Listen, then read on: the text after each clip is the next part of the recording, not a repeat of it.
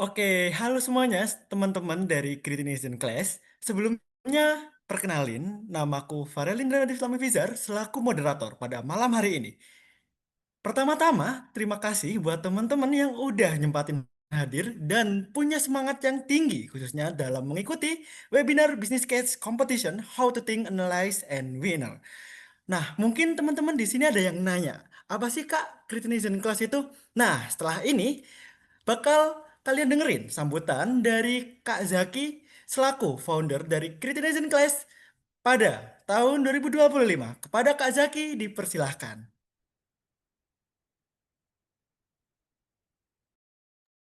Oke, sebelumnya terima kasih banyak buat teman-teman semuanya, Kak Cika dan juga Kak Farul udah menyempatkan waktunya buat malam hari ini. Kebetulan memang kita setiap minggunya rutinan untuk belajar business case, business plan, esai kita putar.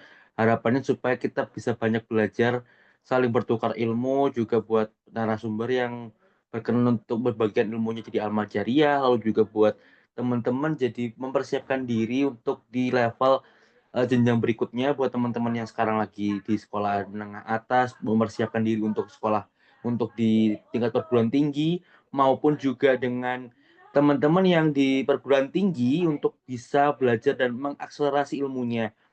Dan terima kasih juga buat teman-teman yang sudah menyempatkan waktunya, karena memang banyak juga informasi yang saya dapatkan karena hari ini banyak yang terkendala karena kegiatan dan satu dan lain hal terkait dengan aspek jurusan dan sebagainya.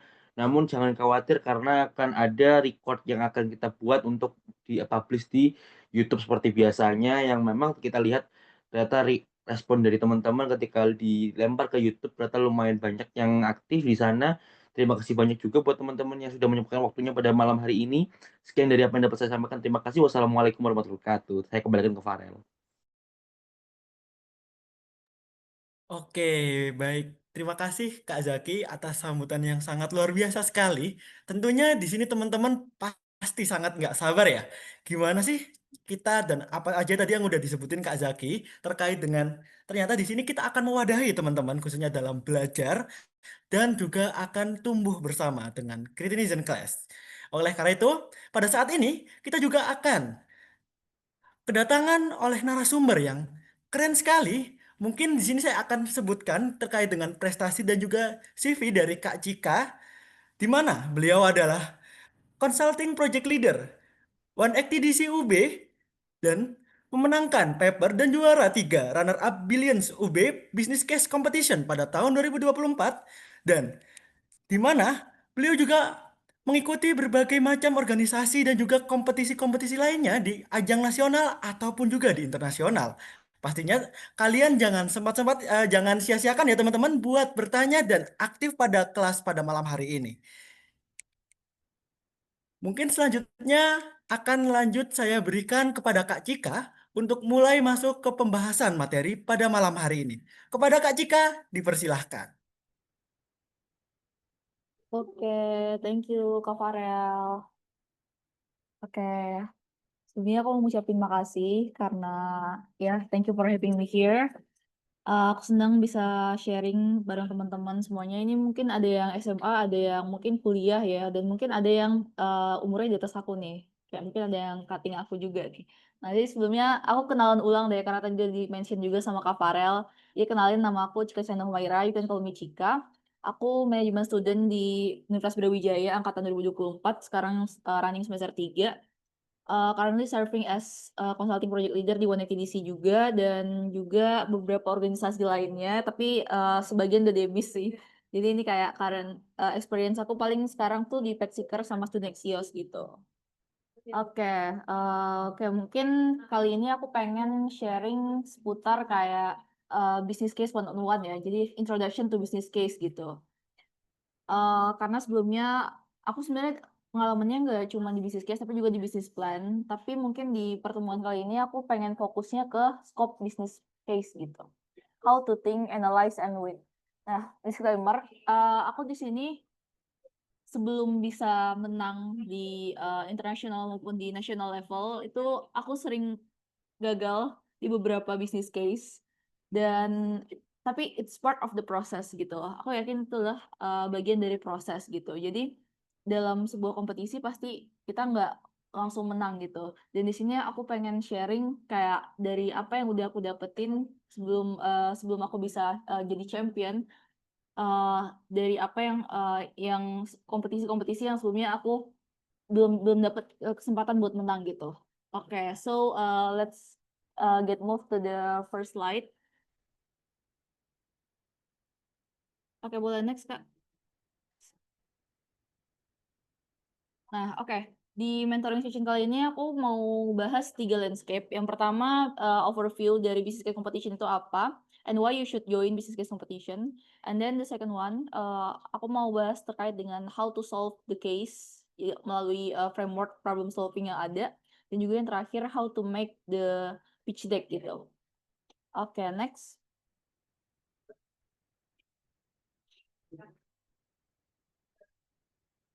Oke, next slide Kak, boleh.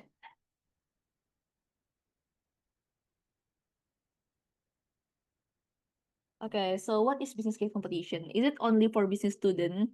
Nah, mungkin kayak banyak yang takut buat starting business case competition karena ngerasa kayak nggak align sama jurusannya atau mungkin kayak masih takut buat mulai dan juga nge-solve case bisnis. Padahal sebenarnya it's not only for business student gitu. Semuanya bisa ikut. Bahkan kayak sekarang tuh didominasi sama anak-anak engineering gitu yang menang business case gitu. Nah, jadi sebenarnya business competition itu adalah kompetisi yang menguji kemampuan kita buat nganalisis kasus bisnis dan juga nyusun strategi untuk solving the problem. Nah, di sini mungkin bahasa simpelnya itu business case itu kayak kompetisi buat storytelling of problem and solution ya dari kasus bisnis yang udah ada. Nah, bedanya sama business plan apa? Kalau business plan kan itu cenderung ke rencana detail ya tentang eksekusi suatu bisnis gitu. Nah, sementara kalau business case itu kita fokusnya ke problem solving untuk challenge dari bisnis itu sendiri gitu. Oke, dan biasanya di lomba business case itu dia udah ada framework khususnya gitu. Even if kayak kita masih bisa nge-adjust framework itu nggak harus sesuai dengan template yang udah ada gitu. Oke, next. Nah, apa sih sebenarnya skill yang dibutuhkan untuk solving business case? Nah, jadi kalau kita ngomong business case itu sangat erat kaitannya dengan kita ngomongin skill sebagai seorang konsultan. Nah, mungkin teman-teman di sini ada yang pengen karir path-nya itu ada di consulting ya, pengen masuk Big Four misalnya kayak PwC, BCG, McKinsey dan lain sebagainya gitu yang top tier ya. Nah, untuk menunjang itu teman-teman bisa banyakin lomba-lomba business case gitu selama SMA maupun kuliah gitu. Karena itu bakal jadi portofolionya teman-teman nanti gitu. Jadi kalau teman-teman punya experience di business case, itu nantinya akan lebih gampang buat masuk ke top tier consulting gitu. Nah, sebenarnya core skill yang harus dimiliki dari seorang konsultan itu adalah yang pertama tentunya interpersonal skill ya, dimana kayak skill buat nge-understanding challenge gitu dan juga how to communicate clear and also convincing the recommendation or strategy. And then di sini yang nggak kalah penting pastinya skill critical thinking gitu. How we analyze the problem gitu. And then of course problem solving. Jadi kenapa di 3 ini aku highlight karena ini adalah skill yang paling krusial yang harus dimiliki oleh seorang konsultan.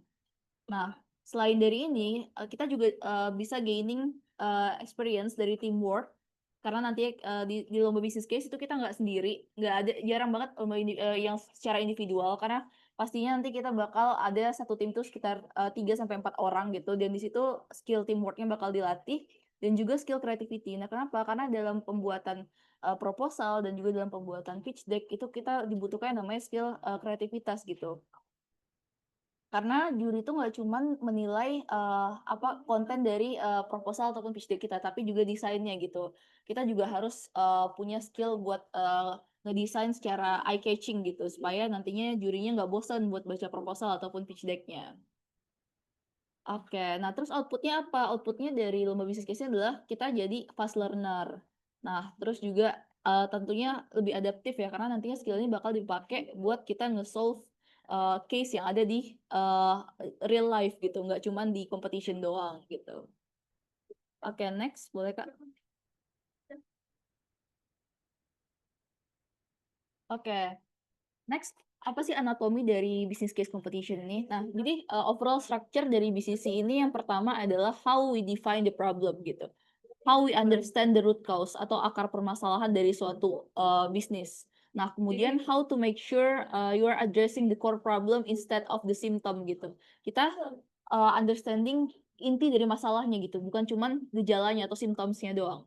And then yang kedua itu juga terkait dengan research gitu. Jadi dalam solve case itu kita butuh skill research yang mendalam gitu, dari data analysis, kemudian dari data primer juga sekunder yang kita kumpulin, dan juga dari annual report dari company itu sendiri gitu. Nah, kemudian tentunya yang ketiga, setelah kita analisis, pastinya kita harus nge-brainstorm solution yang tepat untuk ngatasin permasalahan dari business case itu. Dan yang terakhir adalah how to present atau how to make the pitch deck have the storyline gitu. Jadi nggak cuman nggak cuman kita masukin data ke PPT doang, tapi gimana caranya supaya dia jadi storyline gitu, supaya nyambung dari satu slide ke slide lainnya gitu. Oke, next slide Kak.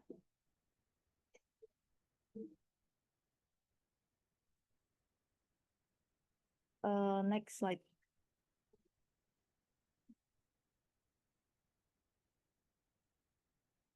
Nah, next kita masuk ke problem solving.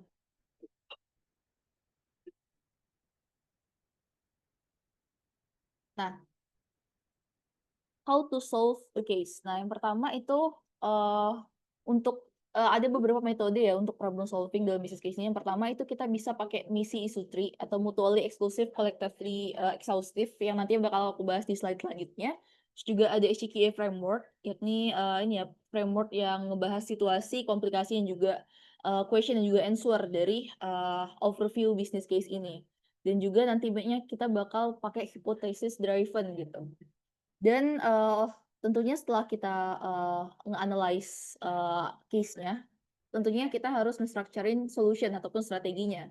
Nah, buat nge-structurein strateginya itu ada dua. Ada yang top-down approach dan ada yang bottom approach gitu. Jadi ada yang dari akar permasalahannya dan ada yang dari answer-nya gitu. Answer-nya itu namanya hypothesis driven.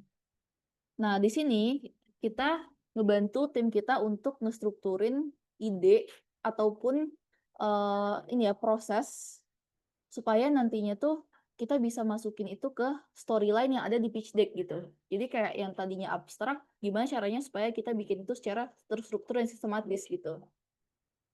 Oke, next slide Kak. Oke, problem solving is to identify the root cause of problem and solve them so that they don't occur again gitu.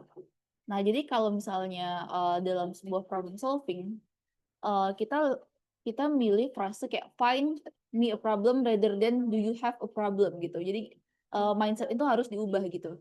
Kita temuin problemnya, bukan kayak kita nanya apa permasalahannya gitu. Nah, so what is problem solving? Problem solving is a method of identifying root cause of problem and solving them so that they don't occur again gitu. Jadi gimana cara kita ngeidentifikasi root cause ataupun akar dari permasalahan rather than the symptoms, nggak cuma gejala tapi akar permasalahan. Jadi supaya apa? Supaya mereka nggak terjadi lagi. Kalau kita udah nemuin akar permasalahannya, otomatis itu nggak bakal terjadi lagi di masa depan. Tapi kalau kita cuma nemuin gejalanya doang, itu akan berpotensi untuk terjadi lagi di masa depan gitu. Oke, next.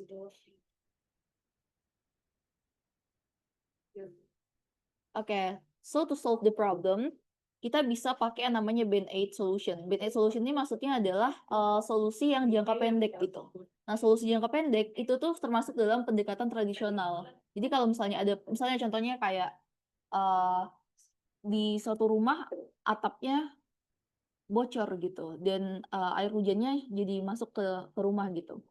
Nah, Band-Aid solutionnya apa? Band-Aid solutionnya berarti kita nambal atapnya kan. Nah, itu kan solusi jangka pendek. Nah, tapi kalau kita mau solusi jangka panjang, gimana caranya supaya kita nge-solve itu step by step gitu. Itu namanya structure approach. Kita nge-solve-nya secara step by step. Step by step-nya apa? Root cause-nya, oh atapnya bocor, berarti harus diganti, gentengnya harus diganti. Nah, kalau gentengnya udah diganti, otomatis itu atapnya nggak bakal bocor lagi di jangka panjang kan. Tapi kalau kita cuma nambal doang, itu akan berpotensi untuk bocor lagi gitu. Besoknya bakal bocor lagi gitu. Nah, itu contohnya. Oke, next slide, Kak.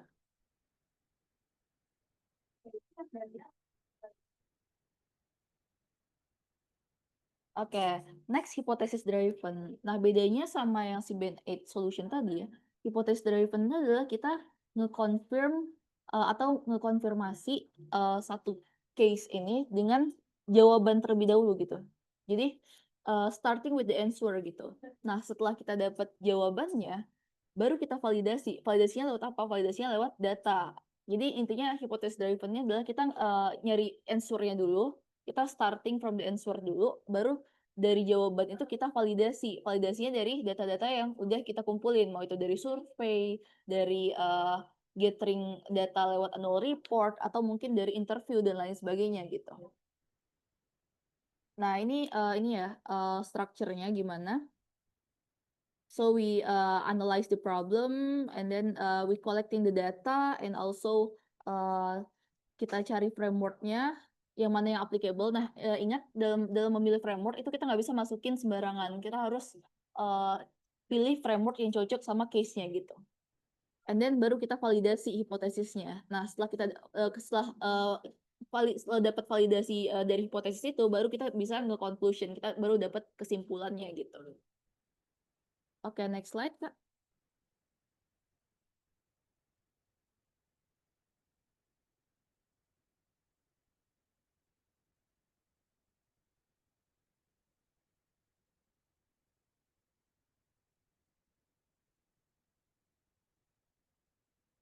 Oke, boleh next slide, Kak.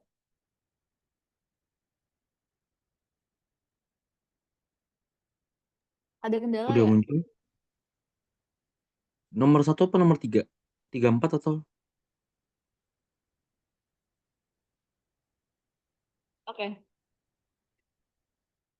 Oke, so iya 12, 12. Benar. Oke, Satu muncul dua satu dulu. dua. Oke, next. Oke, benar. Nah, oke ada 4 step buat ngehipotesis based on the problem solving ya. Yang pertama, kita nge-define dulu problemnya apa. Sebelumnya Kak, previous slide.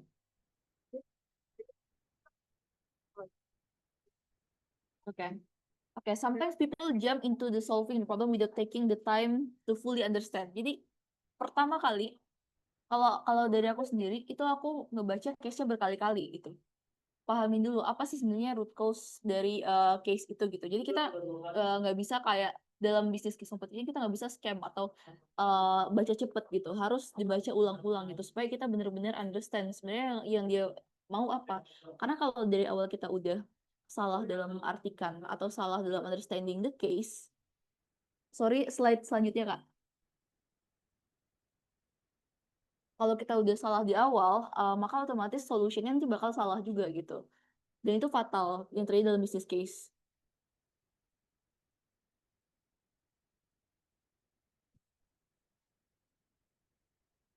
Kayaknya aku aja kali ya yang share screen-nya ya. Bentar, Oh, oke biar oke nggak Kak. ada kendala.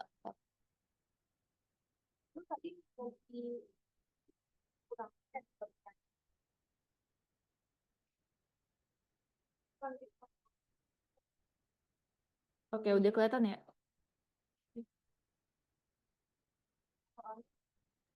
Udah.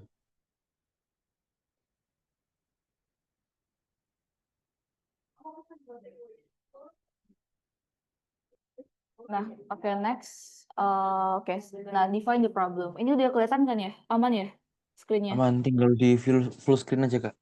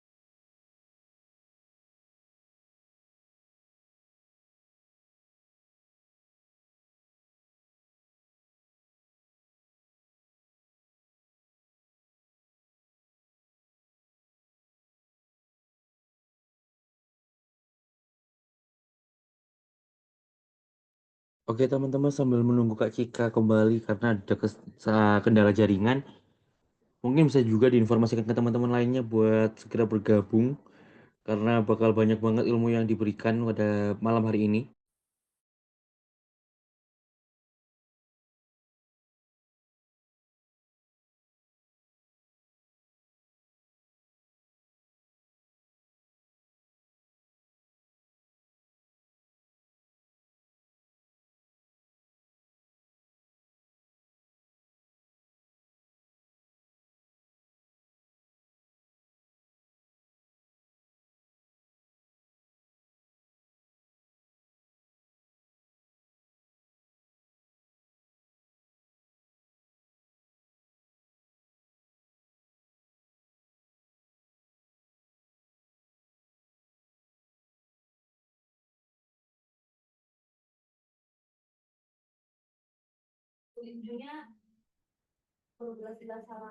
Oke, sorry ya tadi koneksi aku bermasalah.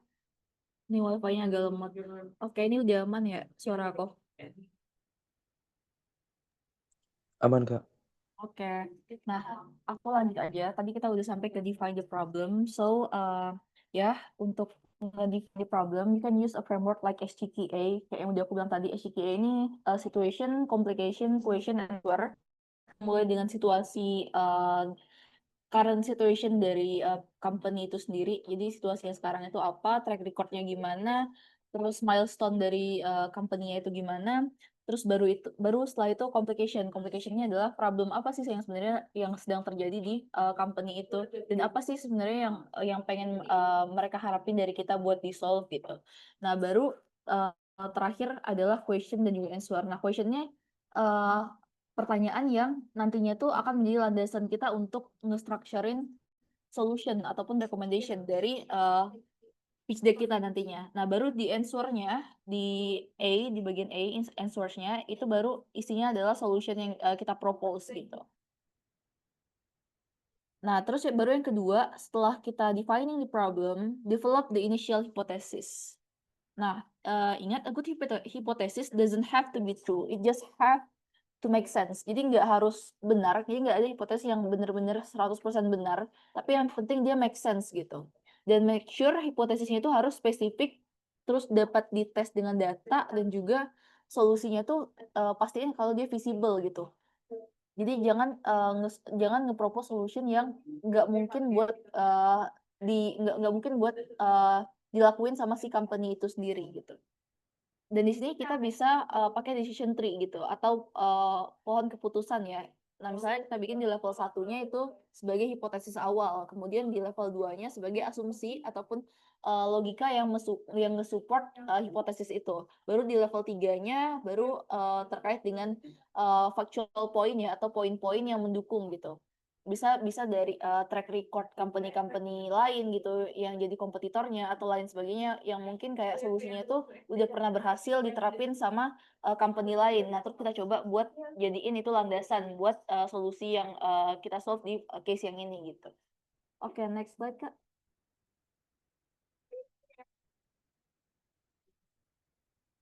Nah, yang ketiga, validasi ataupun ini ya, refute the hypothesis gitu. This can be done by survey, interview, atau focus group discussion, dan juga analisis data. Analisis data ini bisa kita kumpulin dari annual report ataupun laporan tahunan dari si perusahaan. Tapi biasanya di proposal ataupun di casebook, itu mereka udah lengkap sih data-datanya itu, kayak track recordnya dari tahun ke tahun apa aja, terus program-program yang mereka provide apa aja, itu biasanya udah ada. Jadi kita tinggal nyari data-data tambahan dari internet dan lain sebagainya gitu. Nah, terus baru yang terakhir itu solution. Nah, arrive the solution. Nah, if the information you gather indicates that your hypothesis is correct, you can proceed to step 4, yakni conclusion gitu. Kalau misalnya kayak udah sampai di fase hipotesisnya itu sudah benar dan juga solusinya sudah dipropose dengan tepat, kita bisa masuk ke tahap conclusion. Nah, tapi kalau belum, you can adjust your hypothesis and try again. And also change the alternative hypothesis as many times as necessary gitu. Jadi sebanyak-banyaknya. And you've just shift from many potential solution to the solution. Nah, kenapa di sini aku highlight the solution-nya tuh gede?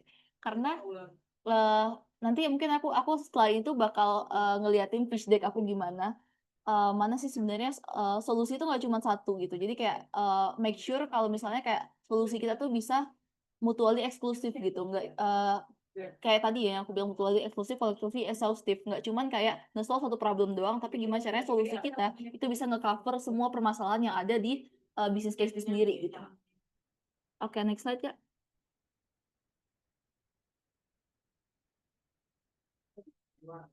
Nah, pastiin solusi kita tuh smart ya. Smart ini salah satu framework yang dimana ini bakal ngebantuin kita untuk nge-utilize solution itu sesuai dengan problem yang diminta gitu.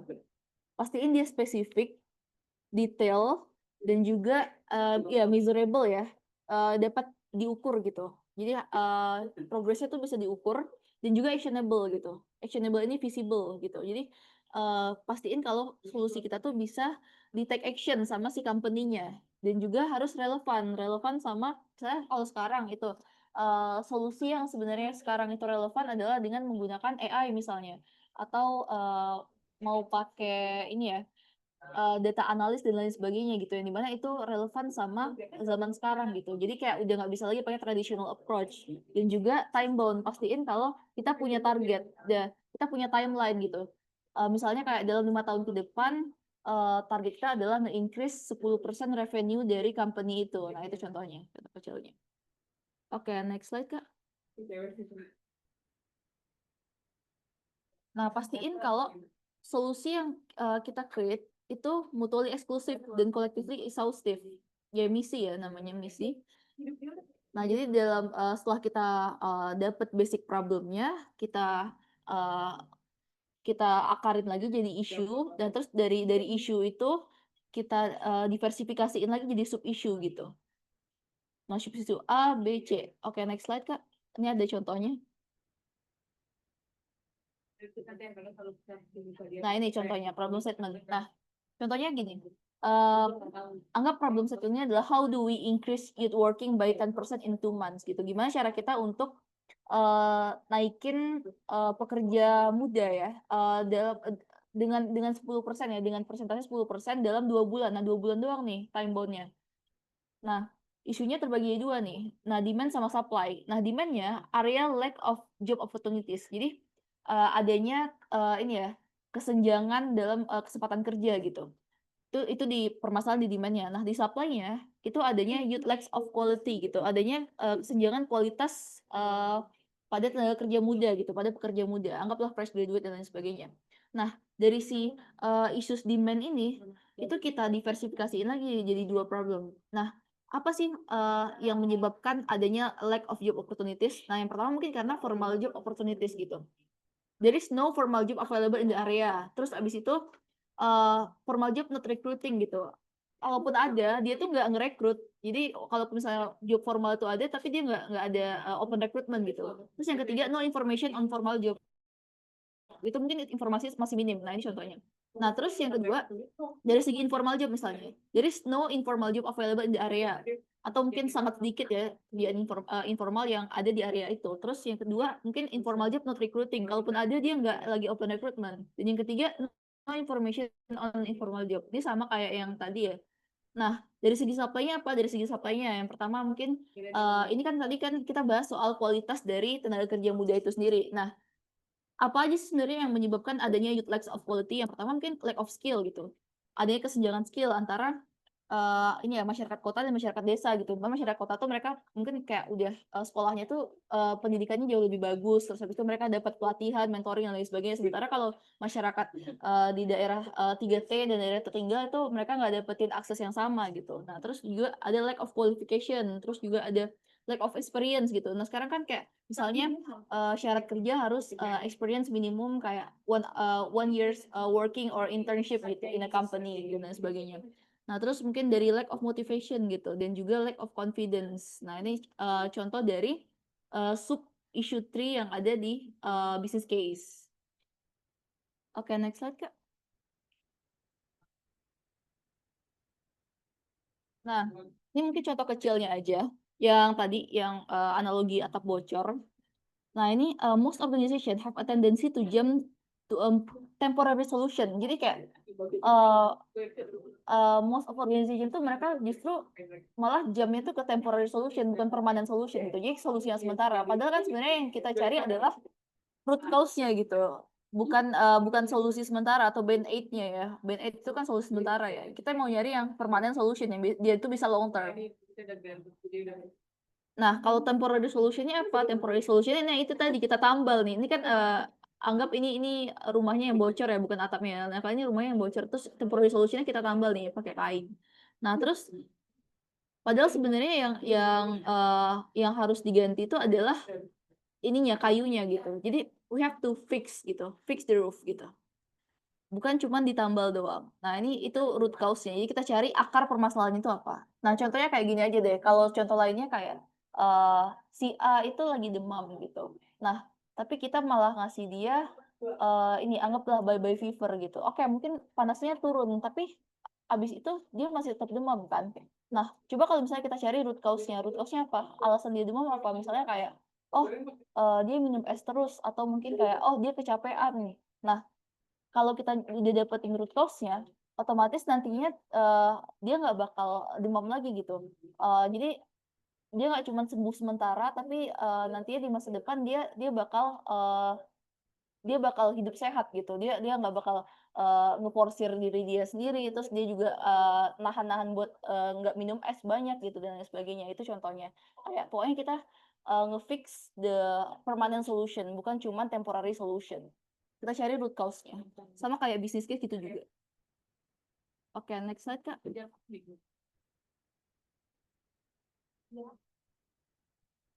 Oke.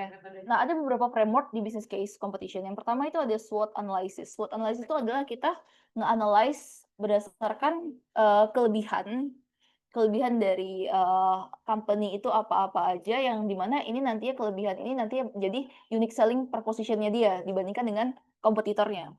Nah, terus yang kedua weakness, ini kelemahan-kelemahan apa yang dia punya.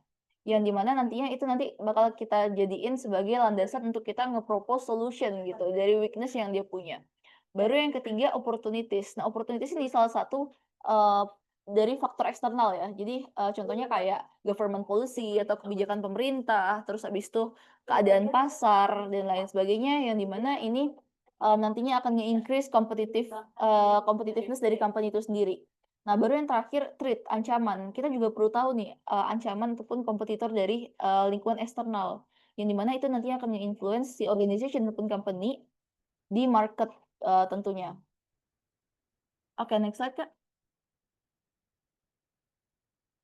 Nah, yang kedua ada pestle analysis. Pestle analysis ini adalah strategi framework yang dimana ini nge-evaluate external macro environmental factors. Jadi ini lebih ke makro. Kalau tadi kan kalau SWOT tuh cenderung mikro, kalau ini makro. Nah, dari segi apa dulu? Yang pertama political. Political ini refers to government policies misalnya kayak political stability, regulasi, terus juga perjanjian dagang dan lain sebagainya. Nah, contohnya apa? A change in tax policies misalnya kayak contohnya kayak perubahan kebijakan pajak gitu. Yang mana ini tentunya akan nge-influence ke company ataupun organization itu sendiri. Nah, terus yang kedua dari segi economics gitu. Kondisi ekonomi ataupun kayak dari tingkat suku bunga ataupun dari inflation ya. Ini contohnya high inflation yang dimana high inflation ini nge-reduce consumer purchasing power gitu. Dengan ada inflasi yang tinggi tentunya ini akan ngurangin daya beli konsumen kan, daya beli konsumen. Dan di mana ini nantinya akan berdampak pada penurunan penjualan dari company itu sendiri. Nah, terus yang ketiga dari segi sosial, kita fokus on cultural, demographic, and also social trend that impact customer need and market dynamics. Nah, contohnya adalah saya rising health consciousness gitu. Nah, terus yang keempat ada technological. Nah, technological ini berkaitan sama apa? Berkaitan sama innovation, terus kayak pengembangan teknologi, otomatisasi, terus research and development, yang dimana ini nge-create opportunities dari si company buat terus berinovasi. Nah, contohnya kayak adopsi dari AI, artificial intelligence, in the customer service misalnya. Sekarang udah ada bot kan yang bisa ngejawab pertanyaan dari si pembeli tanpa harus ngechat kontak person lagi gitu, karena udah ada automatic bot gitu. Nah, terus dari segi legal ini apa? Includes regulation dan juga ini ya government policy ya, yang berkaitan misalnya kayak labor laws, consumer protection ya, proteksi konsumen, terus kebijakan privasi data dan lain sebagainya. Dan yang terakhir itu dari segi environmentalnya. Nah, contohnya kayak, nah sekarang tuh kan lagi marak-maraknya ya isu sustainability, terus juga ecological regulation gitu. Yang dimana kayak perusahaan tuh lagi lomba-lomba buat jadi perusahaan yang go green gitu, yang sustainable gitu. Nah, ini juga berkaitan sama misalnya kayak visi SDGs 2030 gitu dan lain sebagainya. Oke, next slide, Kak. Oke, selain dari SWOT dan PESTEL itu ada 7 Step McKinsey. McKinsey ini salah satu ini ya top tier consulting yang dimana ini sebenarnya hampir sama kayak tadi ya, sama step by step problem solving kita tadi. Yang pertama define the problem ya. What is the key question that we need the answer gitu. And then structuring the problem, yakni kita breakdown main questionnya into the smaller components kayak tadi. Menggunakan framework what, how, and why bisa, baru kita prioritize the issues gitu, which issues are most important to the problem. And then baru yang keempat, kita developing the plan gitu, where and how should we spend our time gitu. Nah, develop plan ini bisa dari ini ya, implementation timeline gitu. Misalnya di tahun pertama kita mau fokus ke research and development. Di tahun kedua kita baru kita fokusnya ke market segmentation. Tahun ketiga kita mau fokus ke innovation and sustainability. Nah, misalnya kayak gitu. Jadi kayak kita dengan develop plan dari tahun ke tahun.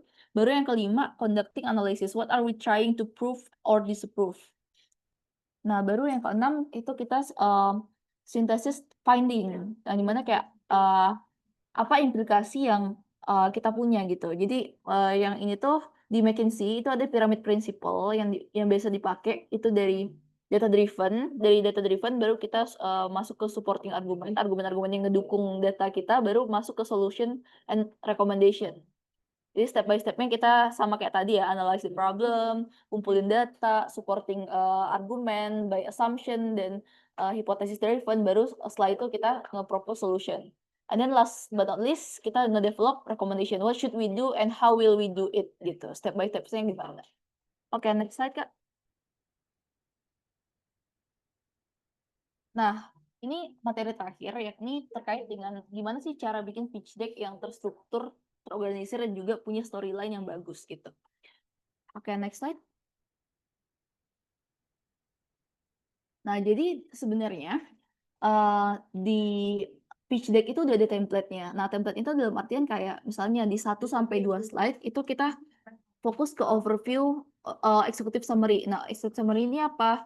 Executive summary ini berkaitan sama HCTA, situation, complication, question, and answer. Nah, baru setelah executive summary, tapi biasanya ini executive summary 1 slide aja, karena kayak kalau 2 slide itu kebanyakan, takutnya overlap. Kalaupun misalnya dia 2 slide, paling lagi tuh nggak yang itu mungkin kayak issue tree-nya gitu atau root causes-nya. And then baru yang kedua situation analysis. Yang kayak tadi ya kita bikin misi issue tree misalnya. Terus baru yang ketiga solution and recommendation. Nah, ini solution and recommendation ini lumayan banyak sampai inti dari bisnis case itu sendiri. Yang dimana nantinya tuh mungkin dalam satu solusi itu ada 3 atau 4 gitu. Jadi ada anak-anaknya lagi itu, ada poin-poinnya lagi gitu. Nah, baru yang selanjutnya itu implementation. Nah, implementation ini berkaitan sama apa? Sama timeline, terus habis itu risk and mitigation gitu ya, resiko dan juga mitigasi yang gimana, terus baru KPI. KPI itu key performance indicator atau indikator apa yang menentukan keberhasilan dari solusi kita. Itu harus propose juga. Baru yang terakhir ya risk analysis. Ini terkait dengan risk mitigation ya. Jadi sebelum kita masuk ke conclusion harus ada mitigasi dari kalau misalnya nih strategi kita nggak berjalan sesuai rencana, apa sih plan B-nya gitu. Nah, itu juga harus dimasukin ke dalam pitch deck-nya. Oke, next slide. Sebenarnya yang next slide itu aku pengen breakdown pitch deck aku. Jadi kayaknya habis ini aku over buat nge-breakdown pitch deck aku karena supaya ya gambari gimana gitu. Karena tadi kan aku cuma bahas materinya doang ya, nggak ada prakteknya. Tapi mungkin kita Q&A dulu aja kali, Kak. Oke, next slide. Last ini. Oke, any question? Oke, last but not least, aku pengen bilang allow yourself to be beginner because no one start of being excellent. Jadi izinin diri teman-teman buat jadi seorang beginner gitu, karena nggak ada orang yang langsung jago, langsung jadi expert di satu bidang gitu. Jadi kayak it's kind of the process. Kalau misalnya kayak teman-teman ngerasa kayak aku udah ikut business case ini itu Kak, tapi kayak belum pernah masuk final, belum pernah menang gitu. It's okay, kayak aku juga udah ngalamin fase itu dan justru di situ sih letak serunya gitu. Jadi nggak apa-apa kayak try as much as you can gitu. Dan aku punya satu quote sih yang jadi pegangan aku sekarang kayak and if the wake of failure visits you again, carry it as a proof that you have tried gitu. Kalau misalnya kayak gagal itu datang berkali-kali, kayak nggak apa-apa, anggap itu sebagai track recordnya teman-teman gitu. Anggap itu sebagai experience yang teman-teman kumpulin supaya nanti bisa diceritain gitu kalau teman-teman udah berhasil nantinya gitu. Oke, that's all for me. Thank you so much, guys.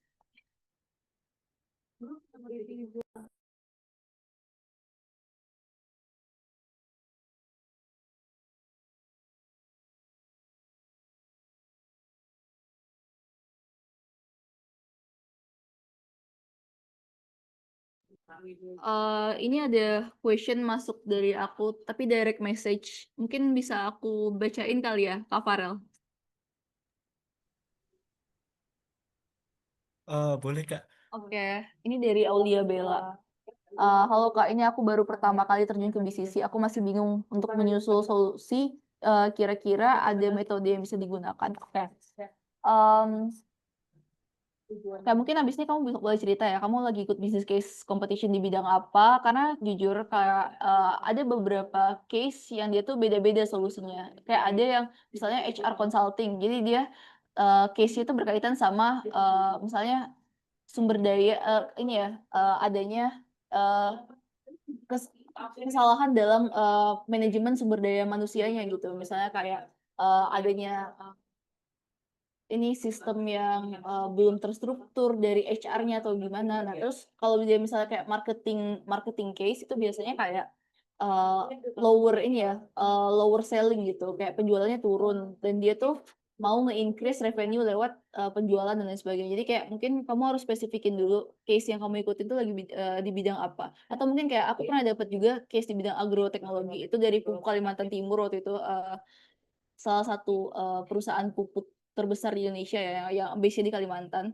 Nah itu aku mau nggak mau kayak aku kan tim aku tuh basicnya FEB semua, tapi mau nggak mau kita harus belajar dikit-dikit tentang agriculture karena di situ tuh kita diharuskan untuk bikin product innovation gitu. Jadi kita mau nggak mau harus belajar tentang agriculture. Jadi kalau misalnya kayak case-nya itu di luar dari major kita atau di luar dari background kita itu kita at least harus paham basicnya dulu, basic dari knowledge case itu sendiri, baru kita bisa nge-building the solution. Nah mungkin habis ini aku bisa nge-breakdown pitch deck aku gimana supaya kamu punya gambaran ya.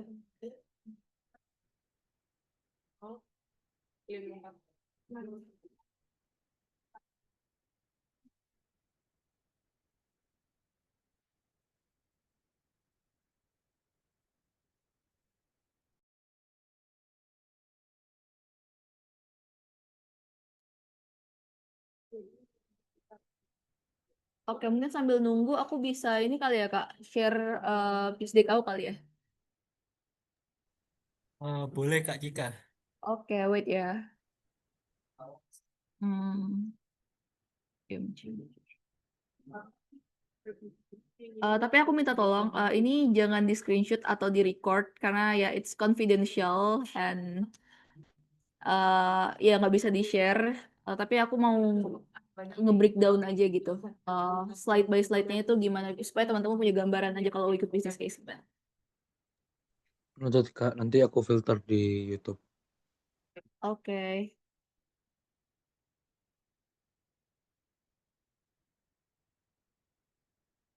Ini udah kelihatan ya. Nah, jadi di sini waktu itu aku dapat case dari Iliterless. Iliterless ini salah satu NGOs yang bergerak di bidang ini ya, dibilang pengolahan sampah bukan pengolahan sampah, tapi kayak lebih ke ini sih perusahaan daur ulang sampah gitu.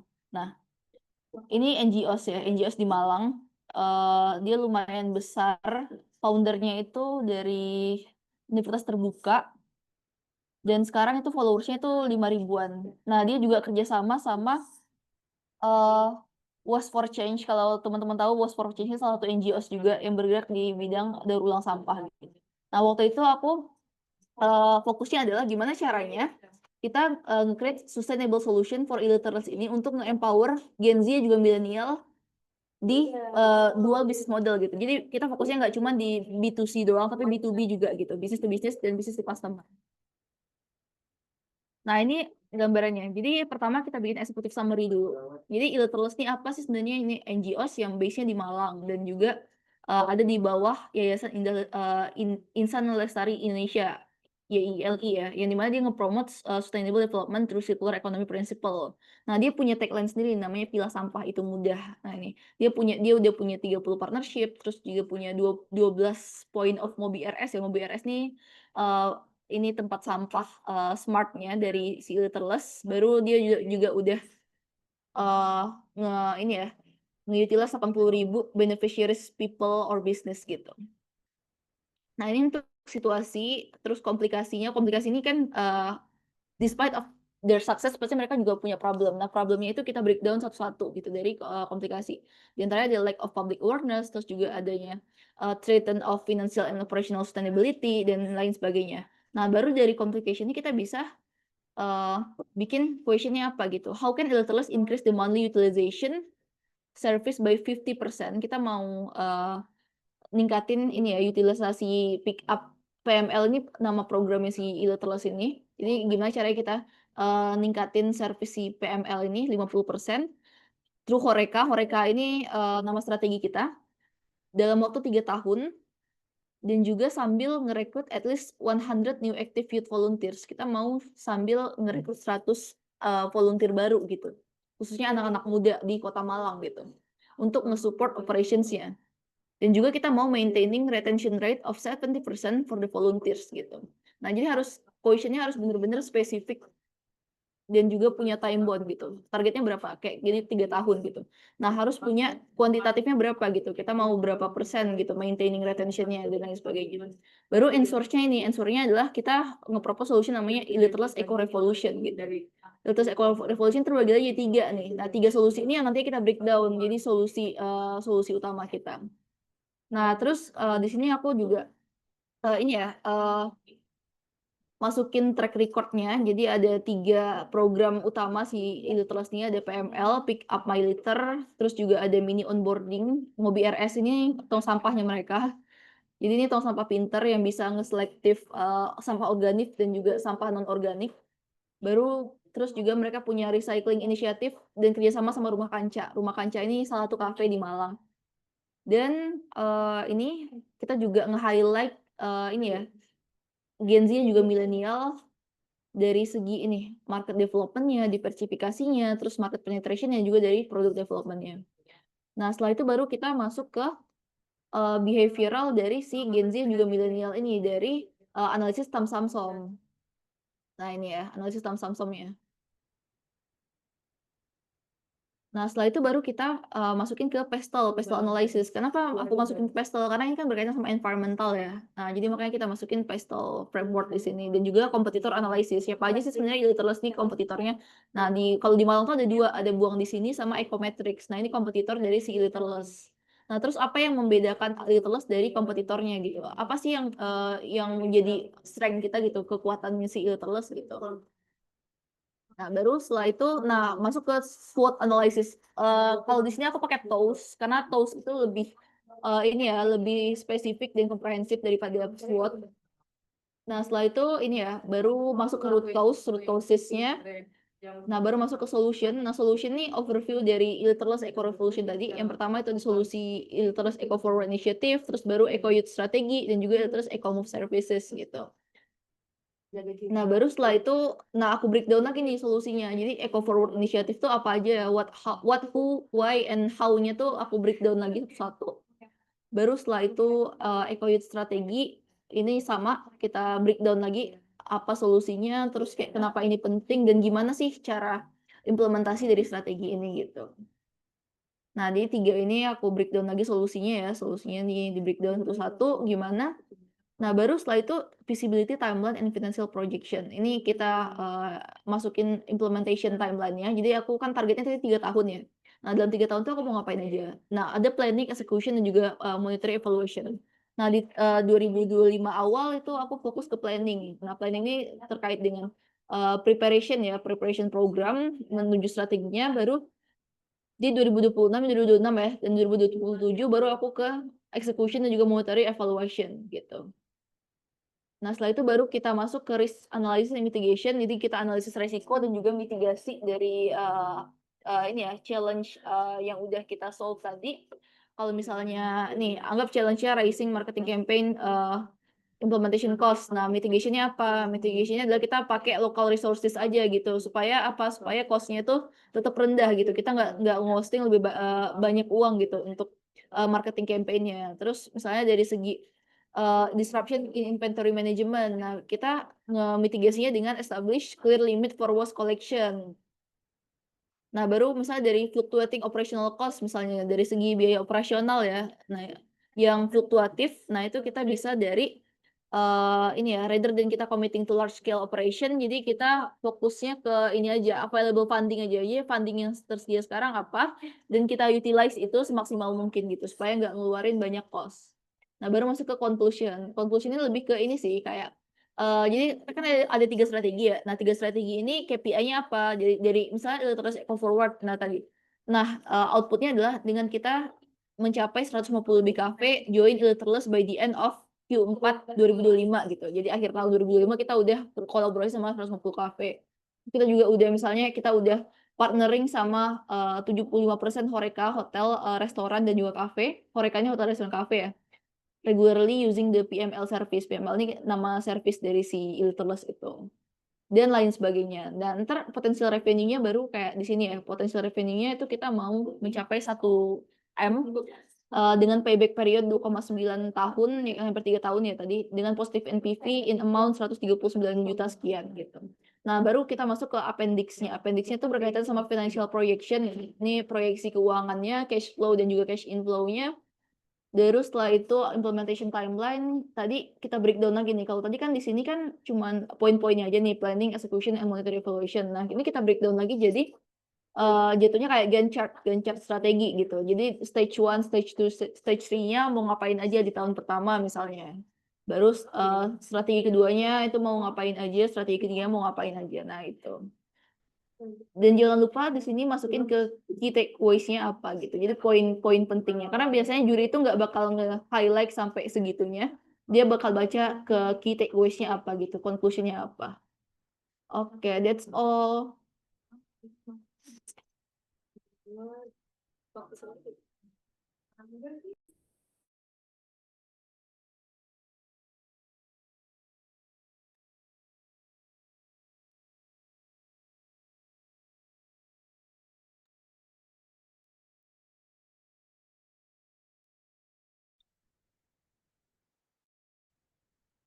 Oke teman-teman, gimana tadi ketika kalian udah tahu kan cara menyusun dari awal kita ikut lomba business case competition, terus apa aja yang perlu kita persiapin, mulai dari nyusun kita mecah masalah melalui isu tri, terus juga kita hingga kita pada saat kita membuat sebuah pitch deck gitu, apa aja yang jadi poin-poin penting yang ada di dalam penyusunannya. Jadi udah disampaikan sama Kak Cika dengan jelas dan juga clear banget. Nah, mungkin sebelum kita tutup akhir Citizen Class pada malam hari ini, mungkin teman-teman ada yang ingin ditanyakan, mungkin untuk satu atau dua orang penanya saja.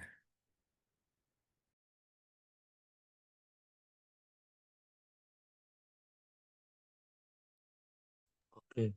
Kak Farel, aku mau tanya Kak, aku juga Oke, ada kepada beberapa Kak Zaki, pertanyaan. Oke, dipersilahkan. ini Kak Cika, maaf aku mau tanya juga karena memang aku nggak punya background di business case. Sebenarnya ketika melihat business case sama business plan, itu kan kita ngelihat juga bahwa secara layout presentasi pun juga beda banget karakternya. Nah, ketika kita apa ya Kak, ketika anak BPC lari ke BCC itu kebanyakan kita punya struggle dari mulai kita membuat visualisasi dari deck kita Kak. Karena ketika kita di case kita kebanyakan decknya padat lalu juga dengan ketelitian yang lumayan detail gitu Kak kalau kita bilang. Nah, sedangkan ketika kita di bisnis plan lebih banyak satu slide itu lebih clear tentang satu poin gitu Kak. Nah, sebenarnya ketika kita transisi dari plan ke case itu struggle utamanya apa sih Kak yang mungkin kita rasa itu sebenarnya kita lagi lakuin tapi kita nggak sadar itu terjadi. Mungkin ada saran nggak Cika? Oke, interesting Kak. Thank you for the question. Um, Oke, karena aku juga joinnya tuh nggak cuma BCC tapi BPC juga, aku sering ikut juga. Jadi sebenarnya perbedaan dari desain deck BPC sama BCC itu adalah kalau di BCC itu emang lebih detail dan ini ya padat banget gitu dalam satu deck kayak tadi yang udah aku tunjukin. Jadi kayak dalam satu deck tuh bahkan ada beberapa framework gitu. Nah, tapi kalau di BPC itu cenderung kayak jurinya itu fokusnya ke deck yang dia tuh eye catching gitu. Karena kan gitu ya kalau di BPC kita kayak narik investor gitu buat ngepromosiin bisnis kita gitu, ideation kita. Nah, sementara kalau di BCC kita fokusnya kan nge-solving the problem gitu. Gimana caranya dalam satu slide itu kita bisa bikin storyline yang input semua permasalahan yang ada gitu. Nah, mungkin aku bisa tunjukin ya perbedaannya. Kalau tadi kan BCC kan padat banget ya, satu satu slide tuh bisa banyak framework gitu. Dan ada key takeaways-nya. Nah, tapi kalau di BPC itu cenderung kayak poin-poinnya doang gitu. Jadi kayak eh, lebih nge-highlight value proposition dari produk kita gitu dibandingkan dengan nge-highlight permasalahan apa yang ada di lingkungan eksternal dan gimana cara kita nge-solve-nya gitu. Nah, mungkin aku bisa share ya perbedaannya apa. Nah, ini aku pernah ikut BPC. Nah, ini udah kelihatan ya. Nah, kalau BPC tuh kayak cenderung visualisasinya tuh kayak dibagus-bagusin gitu dan cenderung poin-poin doang. Nah, kayak gini nih. Misalnya backgroundnya masuk ke customer persona gitu. Customer persona ada si Sarah sama Andre. Dia masalahnya adalah dia belum nemuin tong sampah pinter yang bisa otomatis ini yang buang sampah sendiri gitu karena dia dua orang yang yang sibuk banget kerja dan nggak punya waktu buat ngeganti tong sampah gitu jadi makanya kita datengin namanya Ayo Trash gitu itu kita mulai dengan customer persona nah habis itu baru kayak prototype cenderungnya tuh kalau di BPC itu ya gitu kita kayak bikin prototype gitu prototype terus baru kayak kalaupun ada analisis saham-saham ya kayak gini kayak cuman poin-poinnya doang dan juga kayak langsung ke customer segmentationnya gimana. Nah, ini kan lebih ke visual ya, visualisasi gitu, visualisasi dan cenderung kayak kita langsung nge-highlight gitu, potensial total revenue-nya berapa, terus habis itu kayak revenue stream-nya dari mana-mana aja, terus langsung ke bisnis roadmap gitu. Kalau di apa kan kalau di bisnis kan nggak ada bisnis roadmap ya, adanya tuh timeline implementation gitu. Nah, kalau di sini ada PDCA namanya, mungkin kayak plan, do, check, and action gitu kita mau ngapain aja dalam beberapa tahun ke depan gitu ada timeline roadmap-nya. Nah sama risk mitigation juga ada selain dari BCC BPC juga harus ada risk mitigation karena kan kita nggak tahu ya strategi kita itu bakal works atau enggak gitu jadi kita harus memitigasi setiap resiko yang terjadi nantinya. Nah, mungkin dari sini ya perbedaan decknya. Jadi kayak intinya kalau misalnya kayak di BPC kita mainnya ke visualisasi gitu. Gimana cara kita nge-attract si investor ataupun anggap si judges ini sebagai investor gitu supaya mereka tuh tertarik sama ideation bisnis kita gitu. Nah, sementara kalau di business case itu gimana caranya kita ngeyakinin klien gitu ya, klien kita untuk jadi judges itu anggap sebagai klien kita gitu untuk nge-solve bisnis problem dari bisnis mereka gitu. Jadi gitu ya kayak kalau di BPC kita berperan sebagai seorang startup founders, tapi kalau di BCC itu kita berperan sebagai seorang konsultan gitu, konsultan bisnis gitu. Ya, apakah menjawab Kak? Aman-aman Kak, aku lumayan banyak sih dapat gambarannya. Ternyata memang ketika apa kita kompetisi dari BPC ke BCC sama BCC ke BPC itu kerasa juga ternyata perbedaan perspektif yang muncul. Jadi aku udah cukup Kak, itu luar biasa banget. Makasih, aku kembalikan ke Farel.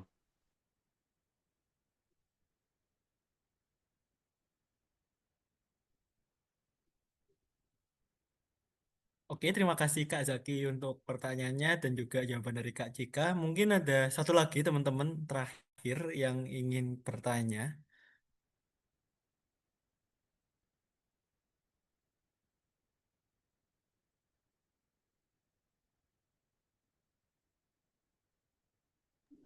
Kak, sorry, abis ini aku ada meeting lagi. Jadi mungkin kalau misalnya teman-teman masih ada yang mau bertanya, mungkin bisa cek di Instagram aku aja. Nanti DM aku aja, kayak DM atau chat aku di LinkedIn, boleh.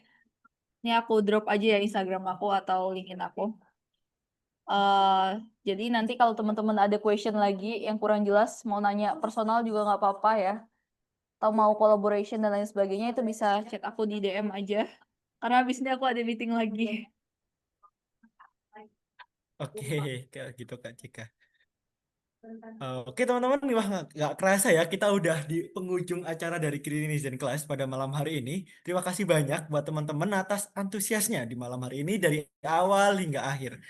Harapannya materi dari Kak Cika pada malam hari ini dapat kalian implementasikan dan mampu nantinya menjadi juara di Business Case Competition. Sebelumnya terima kasih kepada Kak Cika untuk materinya. Semoga ilmu yang diberikan dapat bermanfaat bagi teman-teman yang ada pada malam hari ini. Sekian dari saya. Wassalamualaikum warahmatullahi wabarakatuh.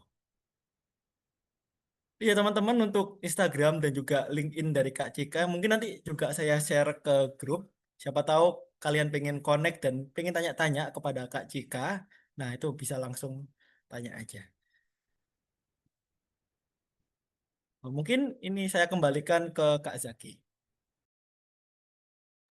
Oke, terima kasih banyak Kak Farel, Kak Cika untuk materi dan ilmu yang diberikan pada malam hari ini luar biasa banget. Di sini nggak kerasa waktunya udah lebih dari 1 jam kita membersamai dan berbagi ilmu. Di sini luar biasa. Kak Cika, terima kasih banyak untuk waktunya. Kak Farul juga terima kasih banyak sudah membantu pada Netizen Class pada malam hari ini. Saya Zakir Hansya mewakili Netizen Media mengucapkan terima kasih dan juga sampai jumpa di pertemuan selanjutnya. Insya Allah minggu depan kita akan membahas terkait dengan esai kembali. Harapannya teman-teman juga bisa belajar banyak hal di sini dengan materi yang berbeda-beda supaya nanti ketika kita masuk ke jenjang berikutnya bisa belajar banyak hal dan juga dapat mengimplementasikan ilmu yang diberikan oleh pemateri sebagai amal jariah buat teman-teman semuanya. Terima kasih banyak Kak Cika, Kak Farel. Aku izin untuk end juga. Terima kasih untuk menyempatkan waktunya pada malam hari ini. Oke, thank you teman-teman. Aku izin live ya. Ya, Kak. Makasih banyak, Kak.